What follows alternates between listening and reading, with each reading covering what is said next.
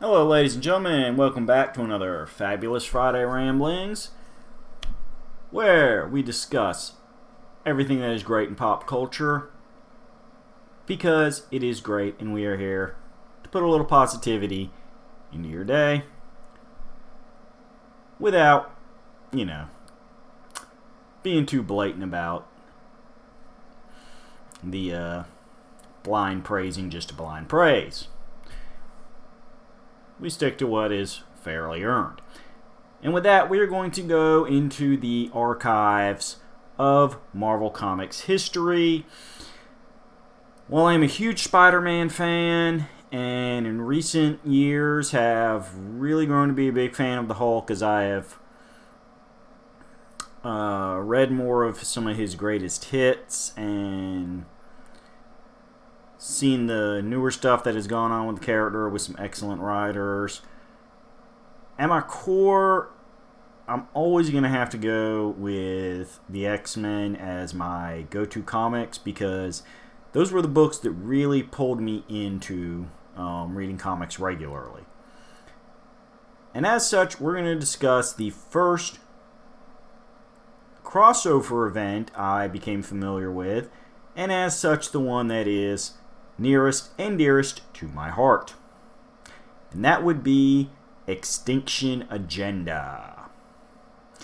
Now, again, I'm not going to go into too many plot specifics here because I do want you to, like anything we discuss, go out and check it out for yourself. So this is going to be more about discussing the background of it and some things about it that I particularly enjoy because pardon me. That's what this is all about. Why it's something great and worth checking out. And establishing the background so you can enjoy a lot of the specific scenes as they come along. Now, Extinction Agenda was not the first crossover event involving the different X books mixing and mingling with each other. There had been a few beforehand. So by this point, as an advantage to the crossover, they were kind of in a good rhythm.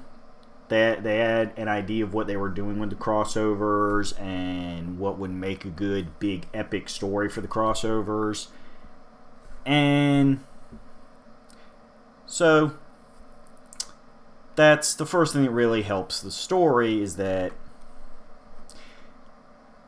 the writers and editors, this was kind of becoming old hat for them. It was becoming a tradition every few years. So, in November 1990, the crossover began. It ran through January 1991, covering 9 issues, which is 3 for each of the 3 X-Men team books. 3 plus 3 plus 3 is 9. 9 times.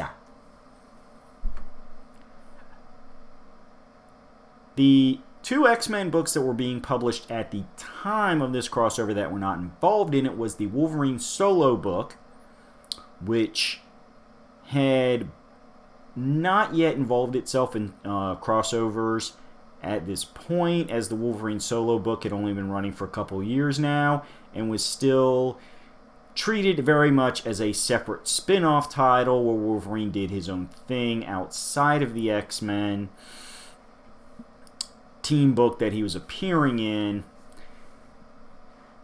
And the other one was, while it is a team book, was the Excalibur book, which, again, in these early years, was treated very much as a standalone book. It was almost unheard of for it to involve itself with plots involving the other X books. They did have a very loose tie-in to the previous Inferno crossover, but it was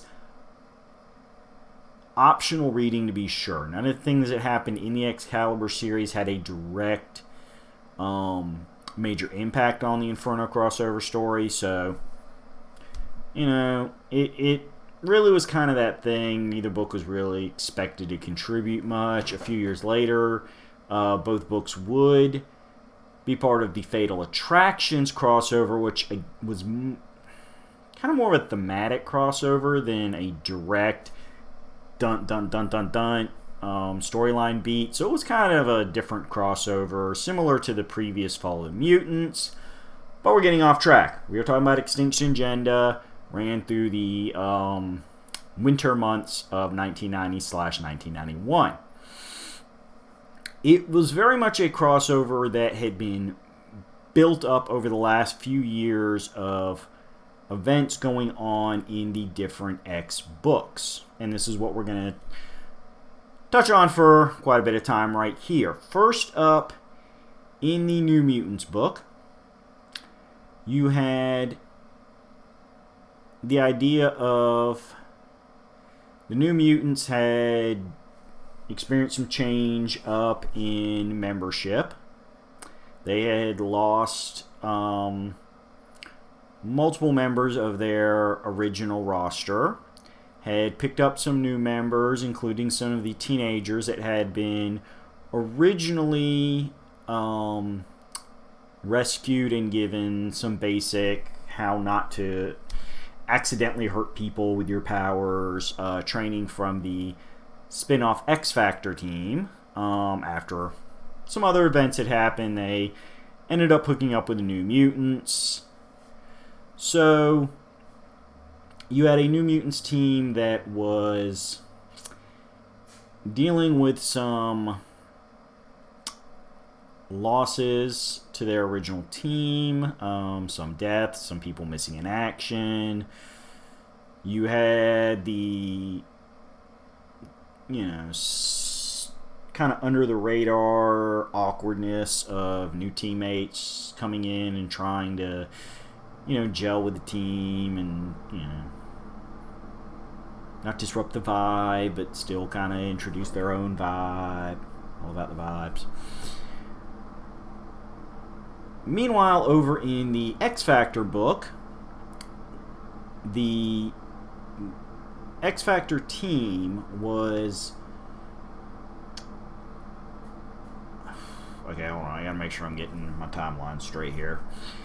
The X Factor team had been founded by and funded by original X-Men member Archangel and his private school childhood friend Cameron Hodge.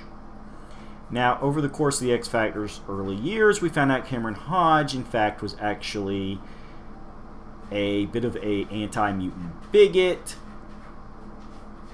specifically concerning his old buddy Warren Worthington III, aka Angel, aka Archangel, as he had felt that upon getting his powers and joining the Xavier Institute, he had, left Cameron behind, abandoned his friend. But Cameron was keeping all that on the down low so he could basically sabotage X Factor from within. Meanwhile, Warren went through his initial trauma of having his feathery angel-esque wings being broken and shattered, later surgically removed, in his depression and despair, selling out to the villain Apocalypse, who gave him his iconic dark blue skin and razor-sharp metal wings, which led him to christen himself Dark Angel for a brief period, and then shortly thereafter, more long-lasting nickname of Archangel, which he still uses to this day. And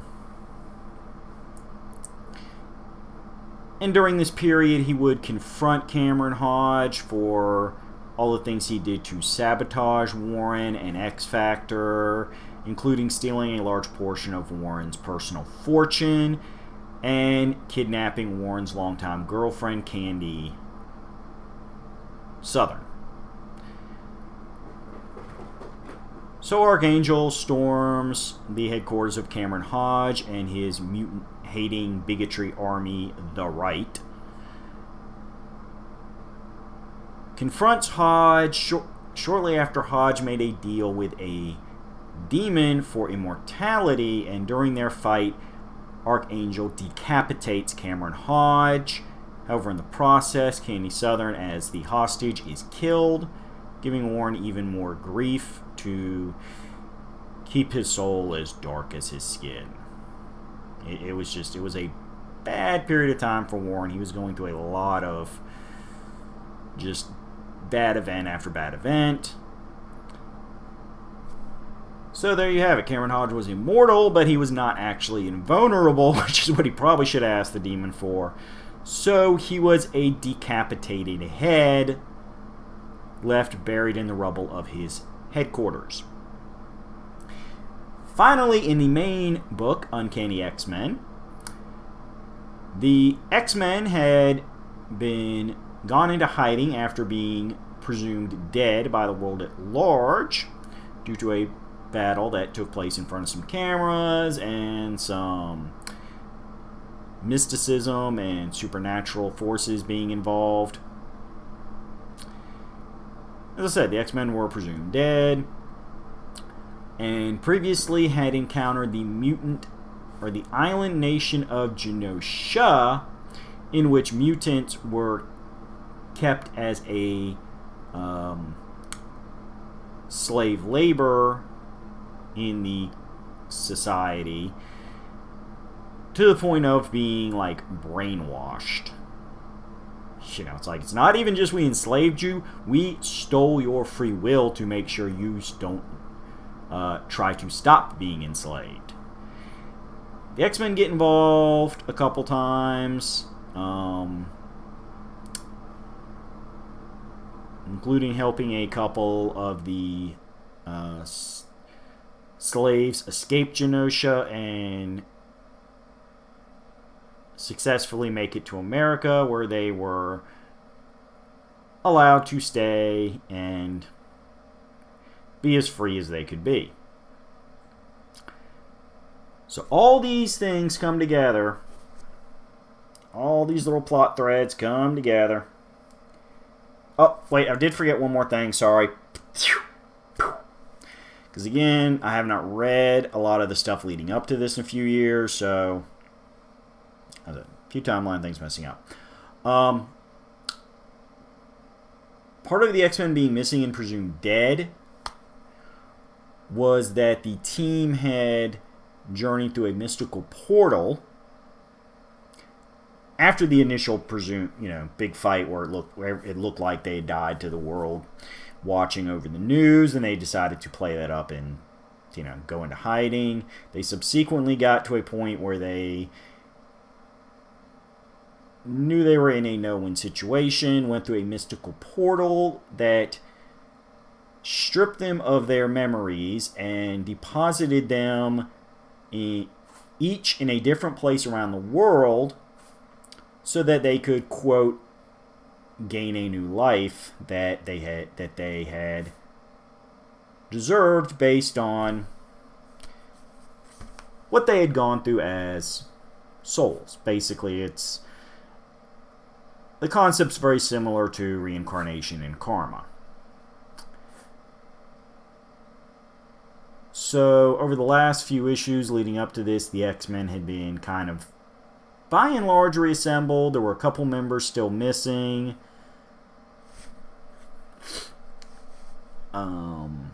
Including Wolverine and Psylocke, along with newly recruited by Wolverine member Jubilee. Wolverine and Jubilee had actually run into Psylocke in the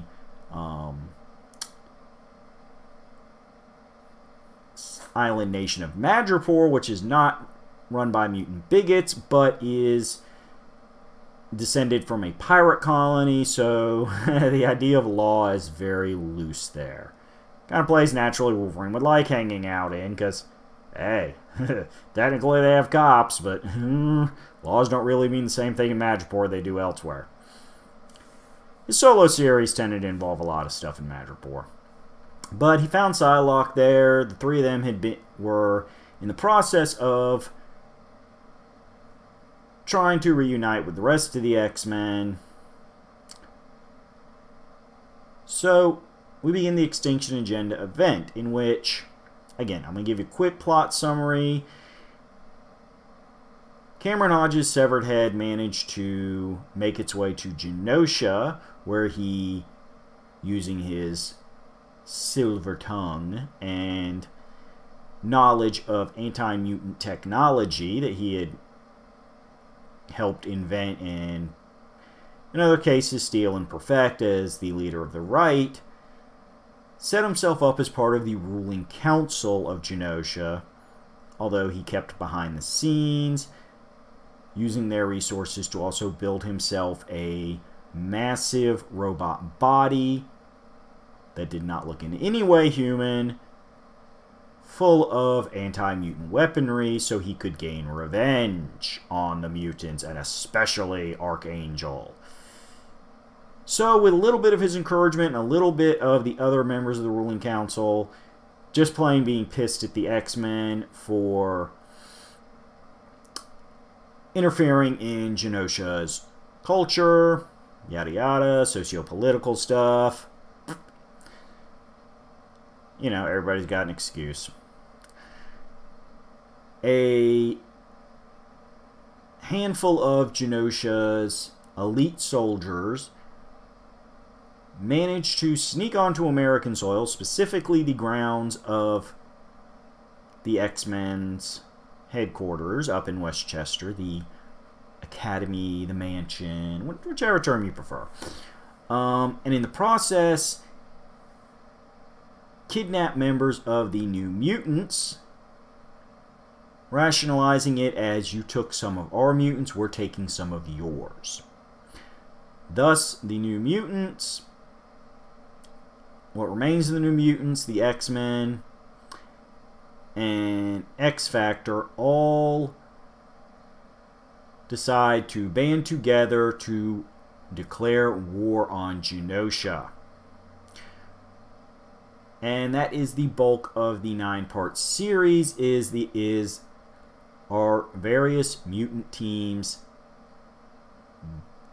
sneaking onto Genosha, attempting to free their friends, and confronting personal rivalries, including Cyclops having to face, there's a bit of spoilers here, folks, so it is spoiled pretty early in the series, I think at part 1, if I remember right, a siege perilous mystical portal mind-wiped Havoc, who now believes he has always been a citizen of Genosha and serves as a voluntary and thus not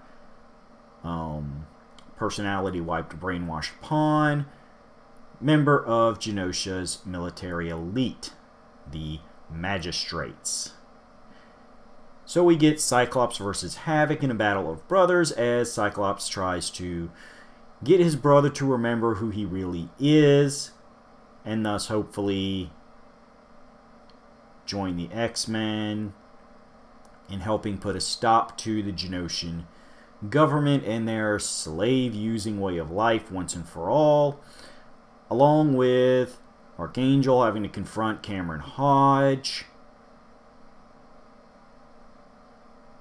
Wolverine, Psylocke, and Jubilee reuniting with the X-Men, as well as X-Factor,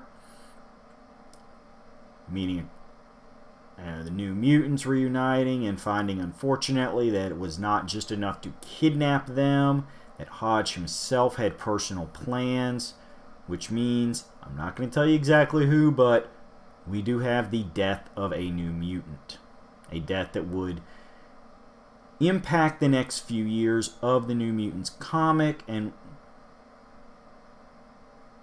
continue to, as the book ended and eventually was restarted with a new volume featuring the classic teams, affect the ongoing plots of that series because, hey, he was a long-serving, beloved team member. Ooh, did I say he? Maybe I mean she. or it. Gender is not always as easy as we think. Especially when dealing with something that's not technically genetically human. Curse those weird little mutants. So, at its core, this is one of the reasons I love Extinction Agenda. Not just because it was the first big crossover story that I read involving the X-Men, but it is a story of political and morals clashing as Genosha pushes the limits of what the rest of the world will tolerate from their little sovereign nation. The X-Men have to come out of hiding and are exposed to the world as being still alive, which ended an era for the X-Men on that front. It works on a level of personal rivalries, because for those of you who haven't followed the X-Men comic spheres, Havoc and Cyclops, aka Scott and Alex, have not always gotten along as adults and as mutant heroes. There is a bit of sibling rivalry, and everybody always likes you best, yeah, but everybody always follows you as the great hero, yeah, but you're this, well, you're that. So it was an interesting chapter in that we got to see an Alex unburdened by living in his older brother's shadow, but at the same time also not being necessarily true to who he was as well. Thus, it's a thing. It's a deep story of, is this really what's best for my brother? I mean, this crazy mystic portal that seems to know more than most humans put him here for a reason. But I can't believe if he really was 100% aware of what was going on, that he would make this choice. You get some morality and psychology mixed in there. But like any great comic book, despite all that, despite all the crazy battles, despite the international conflicts and controversies of social morals across different borders, at its core, it is a story about individuals. How individuals think. How even people that are on the same team don't always get along. And especially when you're relatively new to the team, like some of the New Mutants. And I forgot. This was the first big major story arc for recently recruited X-Men member Gambit. So he was still kind of proving himself to a lot of the X-Men. It's like people got to earn their stripes. People got to pay their dues. People got to learn to get along so they don't, die. That's what's at the core of the story. It's very much a story of individuals and how, you may all believe in the same cause, you may all be on the same team, but that doesn't necessarily mean from day one you're going to be best friends and that you're going to be family. It's something you got to work towards and you got to build up. Now the good news is, like many classic comic books we discuss on this show, Tinction Agenda can be found not only in trade paperback reprints, but in digital format for people that like reading things digitally.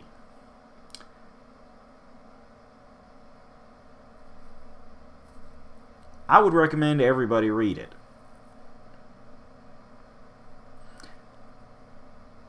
It's not the most iconic X-Men story. Obviously, that goes to Dark Phoenix because every friggin' cartoon series and movie series just has to do Dark Phoenix. which gets redundant and kind of makes it harder to remember why the original story was so great, because all you just see is all of these pale imitators. I know, I'm verging on the negativity there.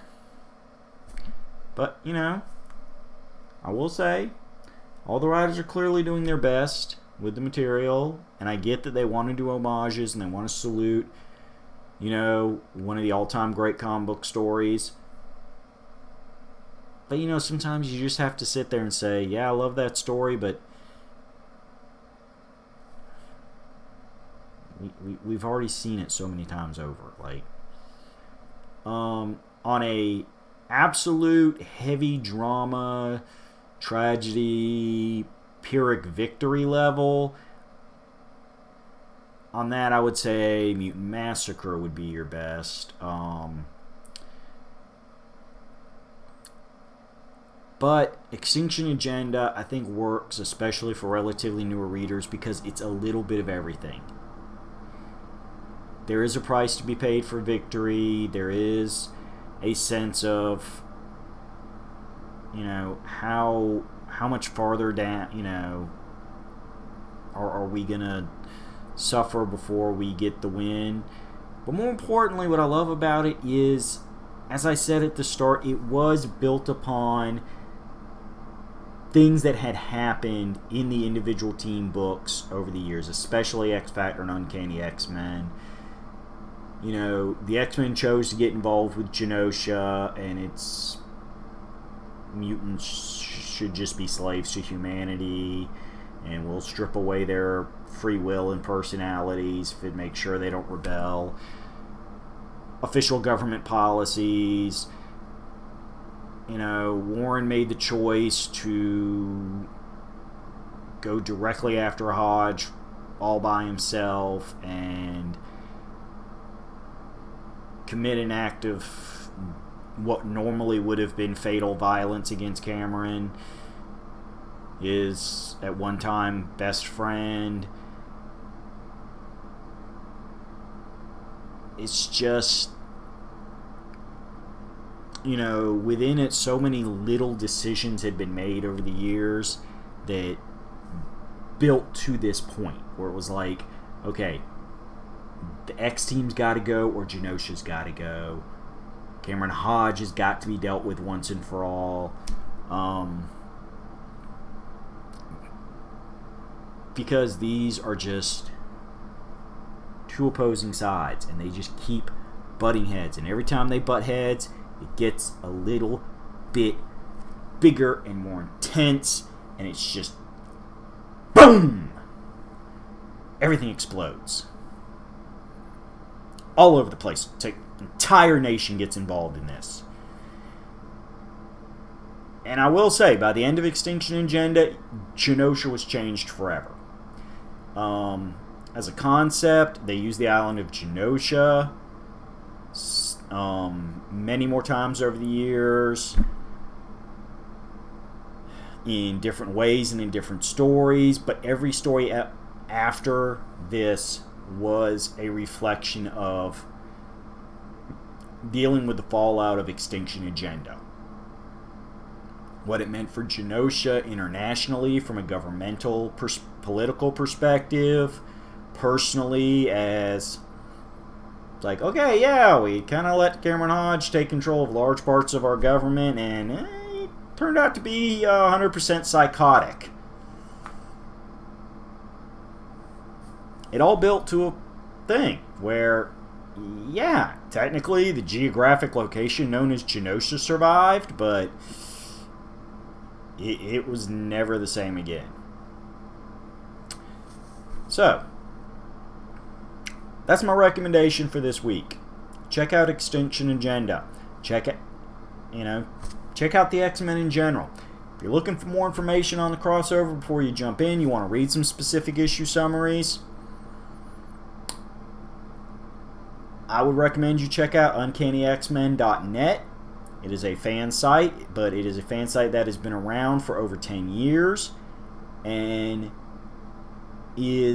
I've been a following that site for most of that time. It is one of the greatest resources for X-Men info. They actually, about a year ago or so ago, started a spin-off site focusing more on the Avengers after doing several articles where, okay, to talk about this character and their relation to the X-Men, we kind of have to talk about what they did in the Avengers books, because they were both long-running sub-franchises of the Marvel Universe. They have mingled many times over. Different characters have been X-Men and Avengers. And, you know, it's a thing. But yes, if you have any need to find out more information about the X-Men and X-Factor and New Mutants and the Wolverine Solo book or the Excalibur book or any of the various other comics, or even just want to read a very detailed multi-page bio on a specific character, yes, uncannyxmen.net. Check it out. They have a wonderful message board forum. If you enjoy the site in general and want to talk to some of the staff involved and the people that frequent the site.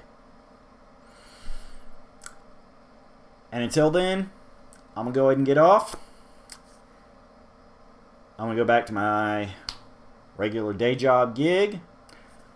I'm going to go read me some more comics. You can see right over there in the background. Yeep, yeep, yeep. Yeep, yeep, yeep. My pile of short boxes of my vault.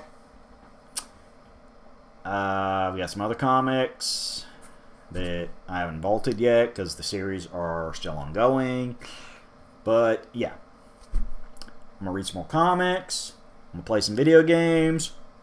Gonna watch some anime, and we're gonna talk about it all each and every Friday, because that's what we do. We ramble. Don't forget, check out this YouTube channel on Tuesday nights when we do live video game streaming. And probably wouldn't hurt to subscribe so you can get alerts to when my partner posts his occasional videos. Because he is getting back into the swing of things. He's put up a few more videos recently as part of an ongoing series. Check it out. Until then, be constructive with your criticism. Enjoy your fandom. Don't hate on others' fandoms. Because love and peace. As long as you love your peace. See you next time, folks.